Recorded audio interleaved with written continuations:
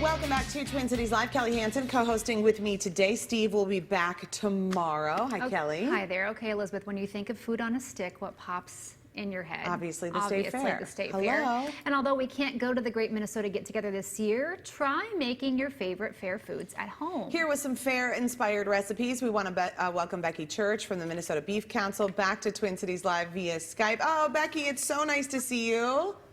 Good to see you too. I don't know about you guys, but I love the State Fair. It's actually my first time ever missing, so it's the fifth generation to show livestock there, so it's always a big part of my family's tradition, and I know a lot of friends are in the same boat, you guys included, spending so much time at the fair. So my idea is to bring it home and at least fulfill those food cravings. I think this is a great idea, and I love that connection that you have to the fair. I know it's going to be really tough to miss it. The corn dog is so good, and you have to have one.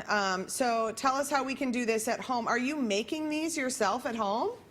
Of course, right from scratch. So we're using all beef hot dogs and then making the batter. So if you're, team Pronto Pup versus corn dog, maybe you're not sure what the difference is. So I'll just discuss briefly. The difference of the corn dog is that it is corn-based, more of a cornmeal versus just flour with Pronto Pup. So to mix it up, you just start with 1 egg. Great. And then a cup of evaporated milk. I'm going to dump right on in there. Oh, I didn't know that was in there. All right. And then go ahead and whisk that together. And then I have my cornmeal here, which is going to also help thicken the batter. That's a ½ cup. Good. Going in 1 cup of flour. Easy. Oh, I like how you're just doing this right in the big Pyrex measuring. I would have like 5 different bowls out. That's smart. I am all about less dishes to do later. I like this idea. Added some paprika, ground mustard, and that's going to give you some flavoring. Ooh, pepper to taste. So and just go ahead and whip it real good here. This is really great, though. I mean, this isn't any sort of like scary, weird ingredients. No. This is just like stuff you have around, and then what's nice is too, you can determine the hot dog that you want, whichever ones you buy, if you want to buy a locally made one or whatever, right? Right. We recommend Minnesota beef hot dogs, don't we, Becky? Yes, beef. we do. So next, like you're aware with pancake batter, if you let it sit for a little while, like 10 minutes, it's going to thicken. We want that to happen also for this batter because it's going to stick better to the hot dog. And one tip I would actually recommend when we go now to make the corn dogs and the deep frying steps, I actually have a hack of either using a dinner glass like this or a mason jar. And then watch this. You can just dump the batter right in. So you just dip it in the length of the hot dog. Yep, and then you just dip it good. That is less You'd mess. have about 3 batches for it to be deep enough, Yep. cover it. So then I have a skewer just stuck right onto the end of the hot dog, and you can go ahead and dip it right into the cup. Great. Meanwhile, I have my deep fryer on, I have half full with oil at 375. I'm not going to show how to do that, but what you would do is pull this right out, the hot dog. Perfect. Put it into the deep fryer, and then just let it cook for 2 minutes, stirring with a tong, just to get golden brown, even all the way around. And then you literally have a classic corn dog.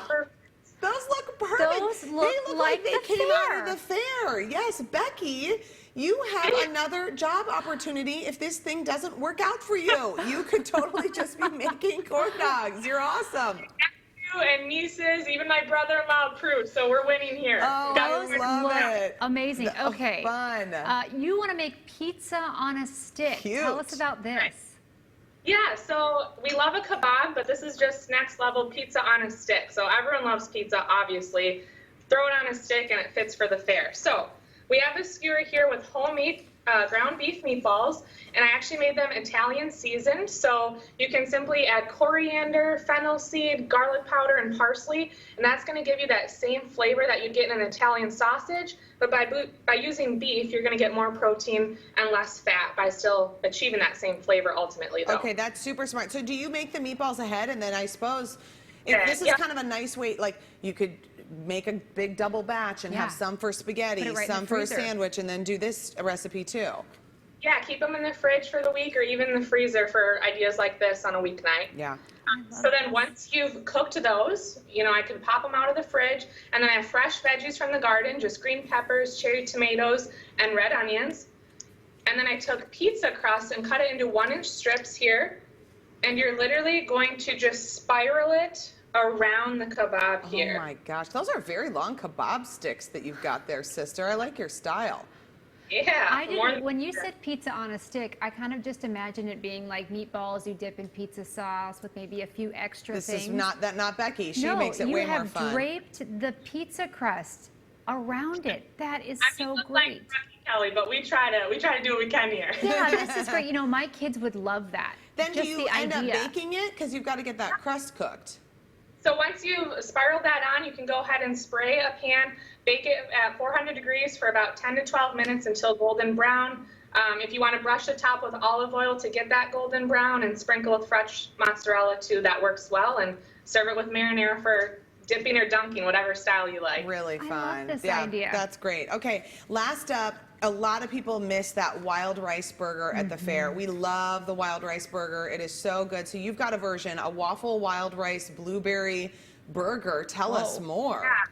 How Minnesotan is that? So this is actually an original recipe. Got rowdy in the kitchen, decided to make something new. So we have, like you said, blueberry and wild rice mixed right into our ground beef. I wanted it to be kind of more of a breakfast type sweet item. So I actually seasoned the ground beef exactly the same as a savory pizza on a stick. So kind of crazy to think that, but again, just made it into a breakfast sausage with that coriander and fennel seed, a little bit of garlic powder. That goes a long ways. Yum. And then you add in just a half cup of cooked wild rice. That is key to cook it in advance. Otherwise, you will bite into it. Feels like birdseed. Whatever.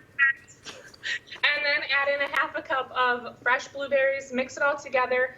Form little patties, which remember will shrink as any size burger will on the grill. So keep that in mind. I grilled them, and then I made little mini toaster waffles. Pop those in the toaster. You could even smear with like peanut butter or cream cheese if you want to add a little savory creaminess to offset the sweet. And then I have fresh blueberry syrup that you can just drizzle right on over the top. Becky, you are a champ. You guys need to have Thank a booth at the fair next year. It's so good. Thank you so much, Becky. good. It's so nice to see you. And I know we'll all be missing the fair, but this is a way for us to get a little piece of it in our own kitchen. And the Minnesota Beef Council is launching 12 days of state fair giveaways starting Monday, August 24th. We posted a link to their Facebook page on TwinCitiesLive.com, and that's where you can register to enter those contests. It should be fun. A big thanks to the Minnesota Beef Council for sponsoring our show. Next up,